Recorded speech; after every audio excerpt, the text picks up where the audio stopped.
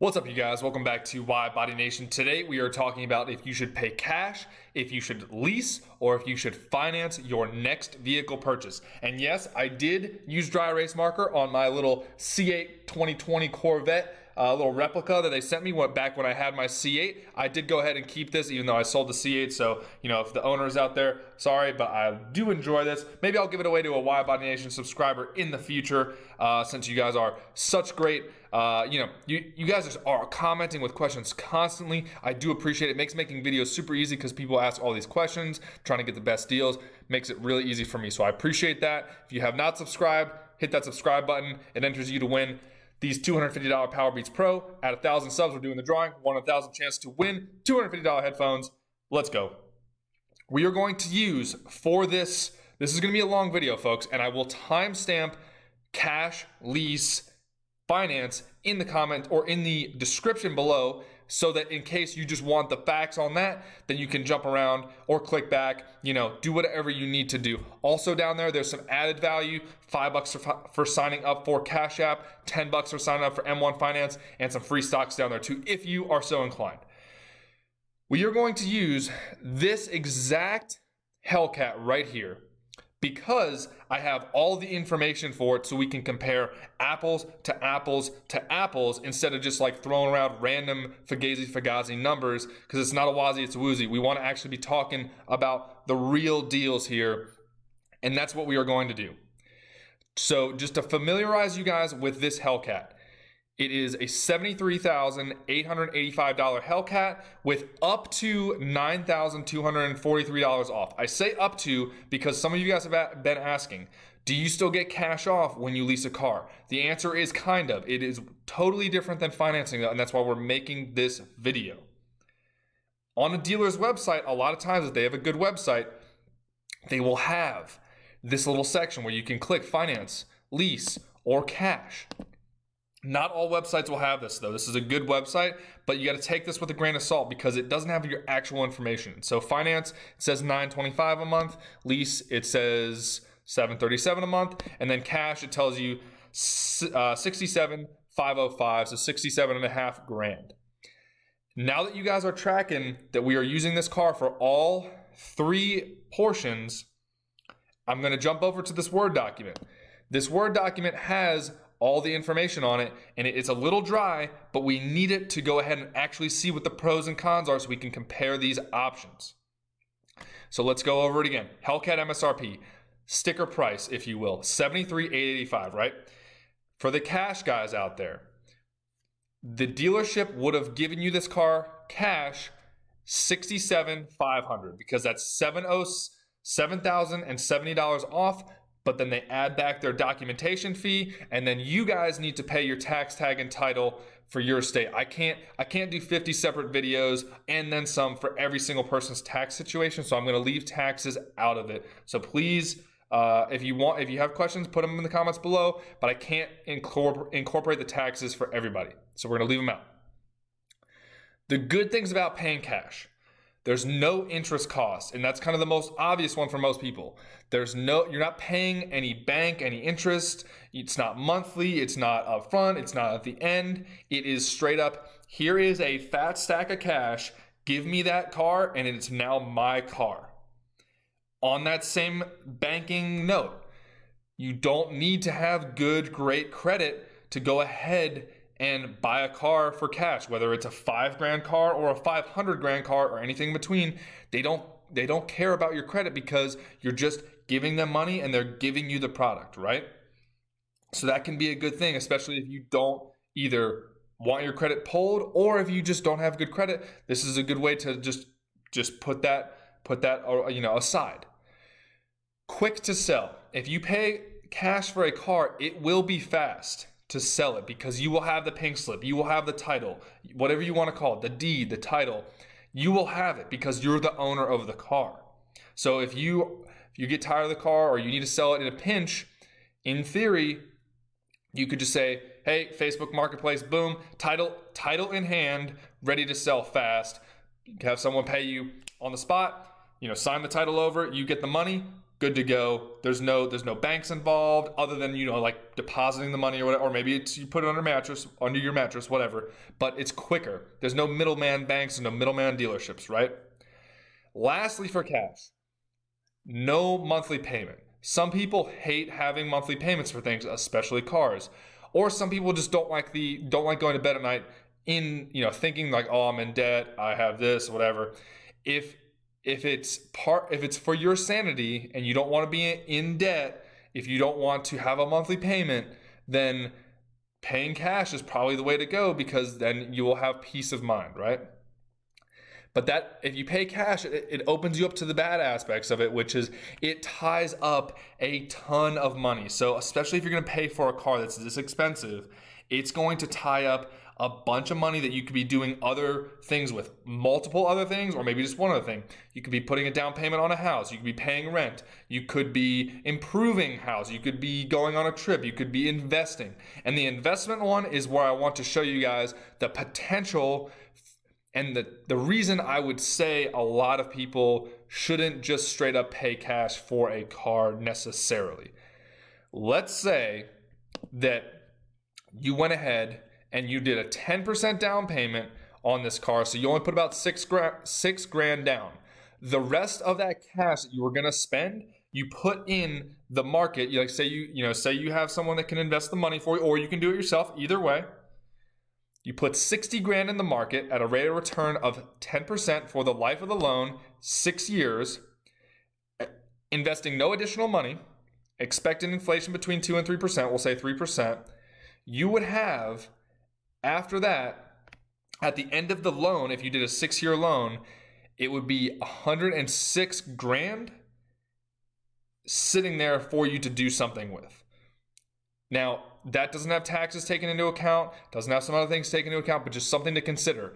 Consider it's called the opportunity cost. Consider the opportunity cost of you taking that cash and you just burying it in a car that's probably going to be losing money. You know, at the end of 6 years, this 70 grand car is probably only going to be worth between 25 and 40 grand. So you may want to have that money go to work for you somewhere else where you can make up that loss. Right. Lastly, on cash, you have less negotiating power, generally speaking, if you're going to buy cash from a dealership. Now, if you're paying cash to a private seller, yeah, I mean, cash is king.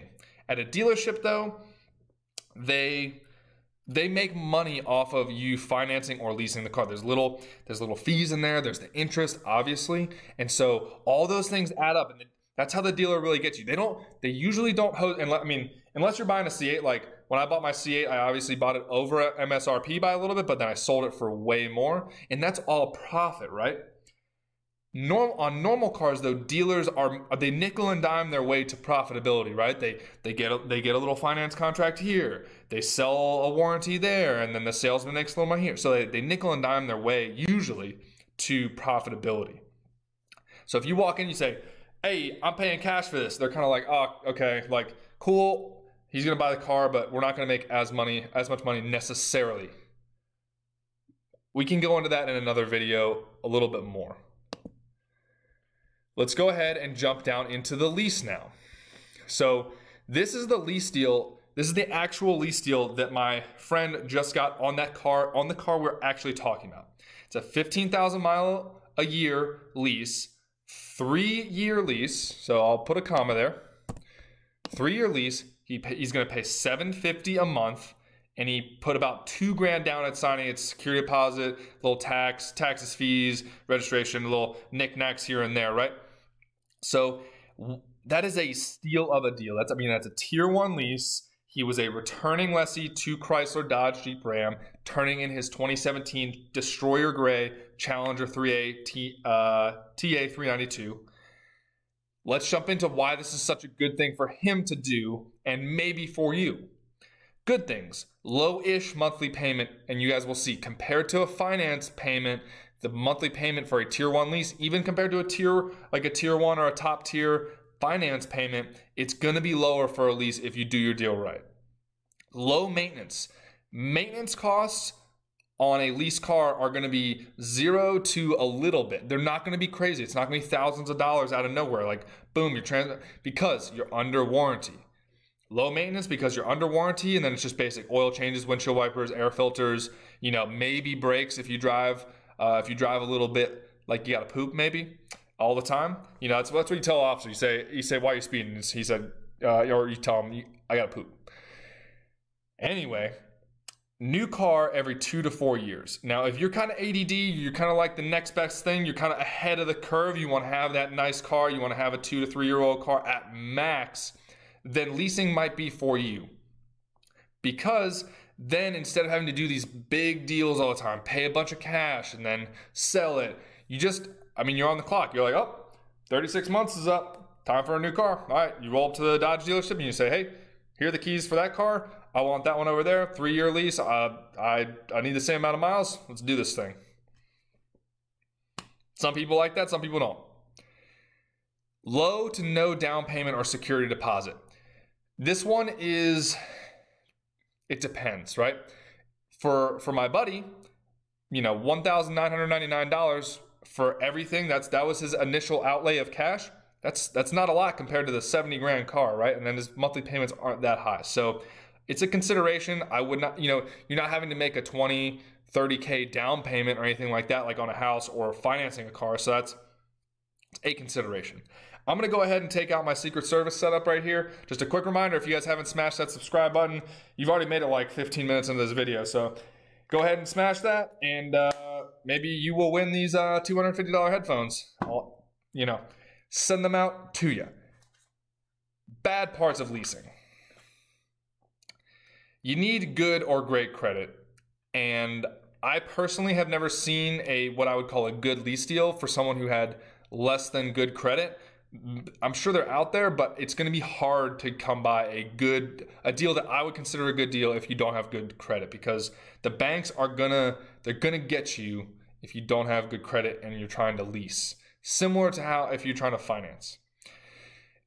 Another thing is people see that leasing is money down the drain. You're not building equity, even though equity in cars is kind of a hard conversation to have, because yes, you technically do kind of build equity in cars, but like cars depreciate pretty fast. So yes, you'll be nickel and diming your way to equity if you financed or if you bought cash, but it's going down as you're paying. So leasing is not as much money down the drain as people make it out to be, because you'll see the finance payments are higher, and it's essentially that interest payment that you're shelling out on top of the lease payment. You will see. Mileage restraints. If you guys have mileage anxiety, like if you ever rented a car and it had a constricted amount of mileage and it freaked you out, leasing might not be for you. Or if you have a super long commute, really erratic schedule, like say if you're a salesperson, leasing under your name might not be a good idea, because if a company makes you drive 30,000 miles a year, you might blow through 2 years worth of mileage in 1 year. So that's a mileage consideration. Also, lease deals out there. Commercials and dealerships will say, hey, you can lease this car for $299 a month, but they have a high due at signing, 3, 4, 5 grand due at signing, and they'll be like, 8 or 10,000 miles a year, not 15 or 12. Like the lease deals I usually make are higher mileage because you need the mileage usually. Equity, we kind of already talked about equity. You're not getting equity, but at the same time, you are saving money monthly compared to either shelling out a ton of cash up front or, hundreds more a month on a finance payment. No modifications, or if you modify it on a lease, you're going to have to fix it or pay to have it fixed when you turn the car in. So like simple stuff for leases, rims and tires, maybe you put a little bit of wrap on the car, you do a little lighting action, stuff that's not really jacking up the car, not like drilling or like changing out like major components. I mean, you could even do a cat back exhaust on it, as long as you just probably have to take it off when you turn the car in. So just be aware that is a consideration. And then you're locked in. So yes, you do get a new car every 2 to 4 years, but whatever contract you sign, generally speaking, you're going to be locked into it, kind of like an apartment lease, like a 12-month lease or an 18-month lease. Like in order to break the lease, you're probably going to pay a penalty if you break it early in some way, shape, or form. I'm not saying you can't get out of a lease. I'm just saying that it is a consideration, and it might take a little bit of jostling and maneuvering to go ahead and get out of that. Let's move on. Okay, so before we move on to the financing portion, look at this lease number, $750 a month, and that's for a 3-year lease, and he paid $2,000 down. Financing. If he had financed the Hellcat, he would have got a better price than cash. He would have had to then put a $6,000 down payment down, so about 10%, and that would have resulted in about $1,000 a month for 72 months. So right off the bat, you see that's an extra $250 a month, but it's also double the time. 72 months is twice as long as 36 months. 6 years as opposed to 3 years, which he is committed to. He would have been committed to if he had chosen the finance option. Now, the good aspects of this is if it's a big, he gets the best deal, the most money off the purchase price in this scenario. And usually dealers want you to buy the car from them in this way. Leases are good for them too, though. But in this case, $64,600 as opposed to $67,500. So he would have saved an extra almost $3,000 by financing it. But that's because, like I said, the dealer's going to make some of that back. The bank's going to make some of that back in the interest charges, which you guys already see. I mean, it's $250 extra a month compared to a lease. Now, when you finance, it is your car. It's your car more than a lease is. Like, if you pay cash, it is your car. If you finance it, it's kind of like, hey, it's my car, but like the bank kind of has a vested interest in it too, collateral, you know, whatever you call it. So maybe call it 50-50. Leasing, you're driving around someone else, the bank's property, like straight up. So you can mod it. I mean, whether your insurance company or your wife or your husband wants you to, that's another question, but it's your car, so you can do a lot more with it, and you can drive it wherever you want. You don't have to worry about mileage. You don't have mileage anxiety. Sorry, it's kind of late at night, but we got to bang these videos out, right? Also, not spending tens of thousands or hundreds of thousands up front on that car, which you then can put into something else. House down payment, we already talked about it. Investments, or just having a reserve fund, because we all know 2020 has been banana land, it's been crazy land, it's been clown world, and having an emergency fund is important for sure. Financing, last thing, future tax benefit for trade-in. I'm gonna make an entire video on how trading in your vehicle can really help you save money on taxes, because I hate paying taxes, guys, I hate it. I do think that our tax dollars are necessary, but I don't like getting overtaxed. So I have a tax video coming up that has to do with your trade-ins, and I think you guys are going to be interested to see how you can save thousands just based off of trading in your vehicle versus just selling your vehicle to not part of the deal. But that's kind of a future thing, both for this video and for the other videos. Bad aspects of financing your vehicle. You need good to great credit. Again, you're gonna get destroyed by the bank with crazy interest rates if you don't have good or great credit. Generally speaking, you're gonna wanna be in the high 600s into the meaty part of the 700s to go ahead and take advantage of those good to great rates. Anything lower than that, you risk getting taken advantage of, paying super high 8, 9, 10, 20% interest rates, which is just gonna make your payments out of control. This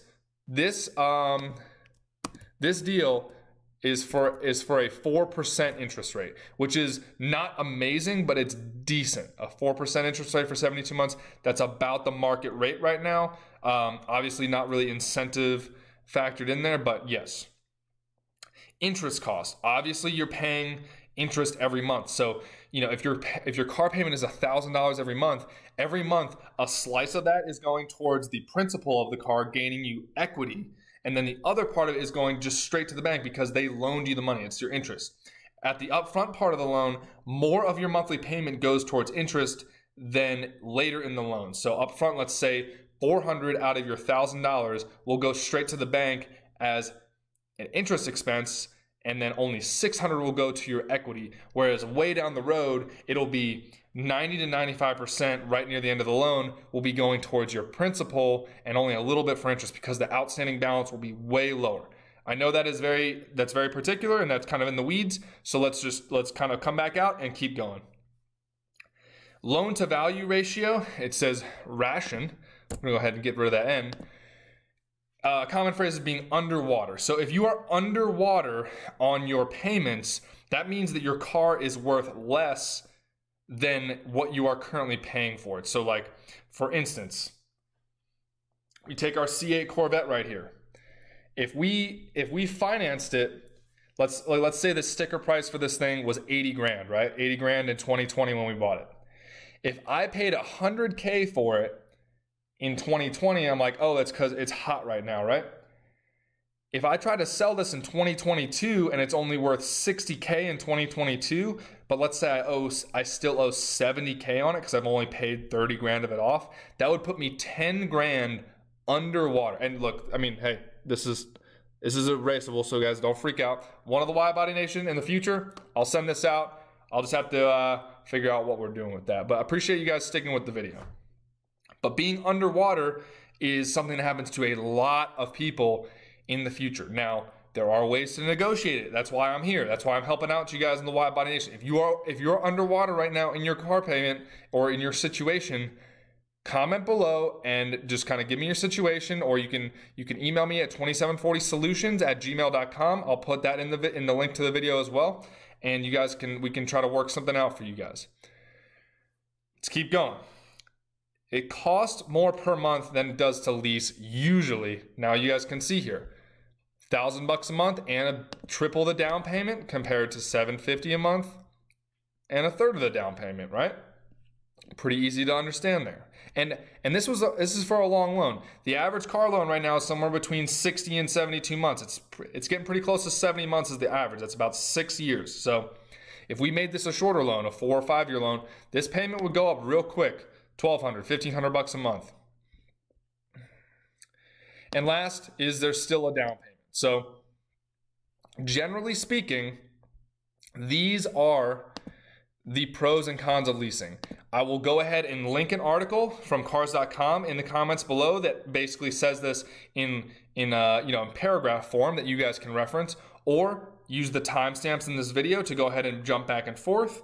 Or you can do your own research as well, kind of use what we talked about here to form your thoughts, form your plan, so you can go ahead and get into the car you guys want and not the car that some dealership shoves in your face because maybe you didn't do your research. So I appreciate you guys sticking with this super long video. Again, there is a ton of value in the description below. There's notes down there, there's free stocks, there's free cash with Cash App, there's free cash with M1 Finance. So go ahead, check that out below. I have to decide now what I'm doing to raffle off the C8 model, but that will come out in a future video. Put your comments down below with questions you have on this video, and I appreciate you guys for all the comments so far. Appreciate you guys in the WIDEBODY Nation. We got to keep getting you guys in the cars you want, because that look back factor, just click, whoo, that's my car right there. That's what we want. That's what we pay for, right? We want to pay, like the money we pay, we want to be worth it. It's late. I gotta wrap this up. I will see you guys for the next video. Stay safe.